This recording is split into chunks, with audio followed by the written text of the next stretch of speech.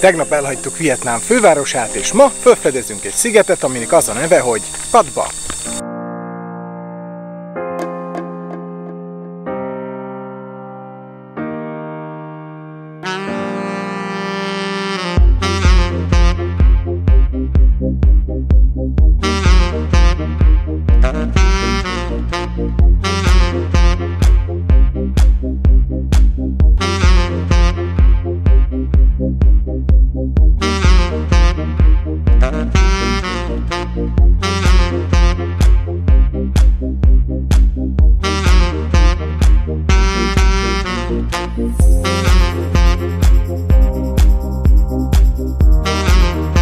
Szóval hát Cat Ba szigetén vagyunk, ami Észak-Vietnámban található, és ez most nem egy...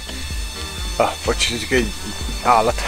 Szóval ez most nem egy ilyen strandolós, tengerparti felfedezős szigettúra lesz, hanem most benn vagyunk a sziget kellős közepén, a dzsungelben megyünk föl a sziklákon, és hát megpróbálunk feljutni kilátó pontokra, ami amúgy egy nemzeti parkban van, ami a sziget jelentős részét teszi ki. Ugye most április van, és áprilisban itt az átlagos hőmérséklet 20-25 fok, tehát nem kimondottan strandolós, ezért is döntöttünk ez mellett.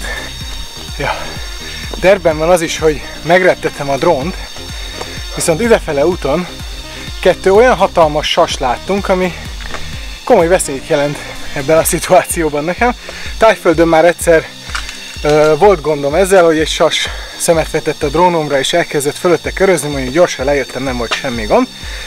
De mivel nekem egy elég kis drónom van, ezért hát valószínűleg elgondolkoznak rajta, hogy talán le kéne vadászni. Ja, és a bejáratnál megismerkedtünk 3 belga lánnyal, akik elmondták, hogy gyalog jöttek ide a bejárathoz, és az úton láttak egy körülbelül 2 méteres, karomnyi vastagságú, fekete kígyót az úton.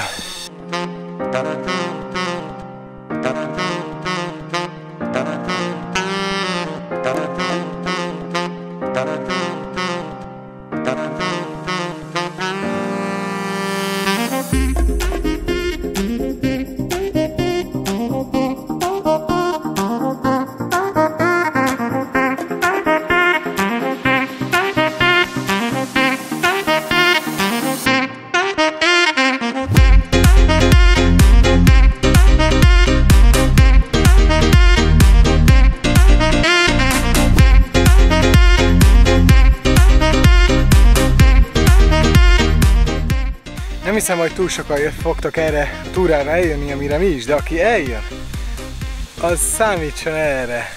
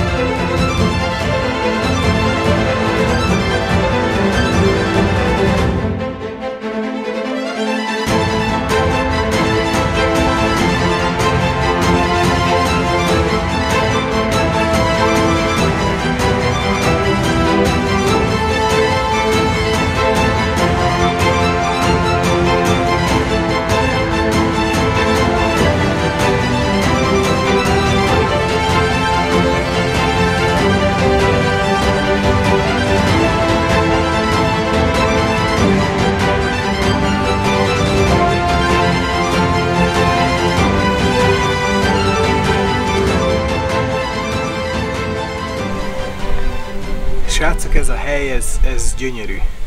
Van egy belépő, fejenként 40 000 dong, és a motorparkolásért pedig 5000 dongot fizettünk, ami igazából szinte semmi.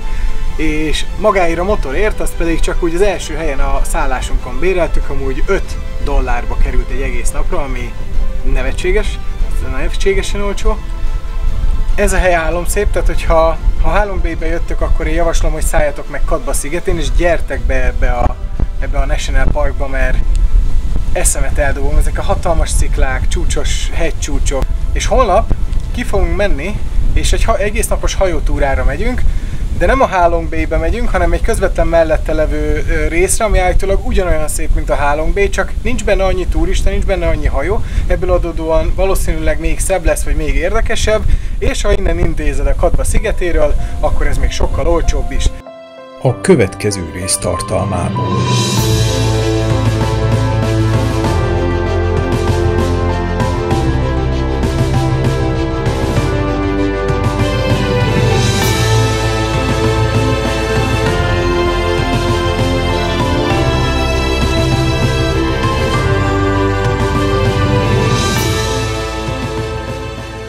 Ha arról se szeretnétek lemaradni, akkor ne felejtsetek el feliratkozni a csatornára. Holnap találkozunk. Végnapot!